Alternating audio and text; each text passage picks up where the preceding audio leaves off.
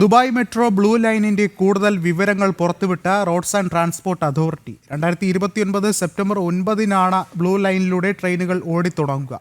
10 ലക്ഷം യാത്രക്കാർക്ക് blue line പദ്ധതിയുടെ പ്രയോജനം ലഭിക്കുമെന്നാണ് വിലയിരുത്തൽ.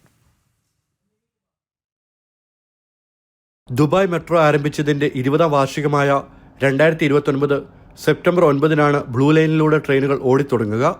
14 സ്റ്റേഷനുകളാണ് ബ്ലൂ ലൈനിലുള്ളത്. 30 കിലോമീറ്റർ ദൈർഘ്യമുള്ള പാതയിൽ 28 മെട്രോ ട്രെയിനുകൾ സർവീസ് നടത്തും. ബ്ലൂ ലൈൻ കൂടി പ്രവർത്തന സജ്ജമാകുന്നതോടെ ഗതാഗത തിരക്ക് 20% കുറയ്ക്കാനാകുമെന്നാണ് പ്രതീക്ഷ. 20.9 ബില്യൺ ദിർഹം ചെലവ് പ്രതീക്ഷിക്കുന്ന പാതയുടെ നിർമ്മാണ ചുമതല മാപ്പ, ലിമാക്, CRRC എന്നീ 3 കമ്പനികൾക്കാണ്. Mirdif, Al Warqa, international city, silicon oasis, academic city, Dubai festival city തുടങ്ങിയ 9 പ്രധാന മേഖലകളെ ബന്ധിപ്പിച്ചാകും ബ്ലൂ ലൈൻ കടന്നു പോകുക. ദുബായ് 2040 അർബൻ മാസ്റ്റർ പ്ലാനിന്റെ ഭാഗമായാണ് പുതിയ പാത. ദുബായ് മെട്രോ ലോകത്തിലെ ഏറ്റവും നീളമേറിയ ഡ്രൈവറില്ല മെട്രോ ശൃംഖലയാണ്. ജനം, ദുബായ്.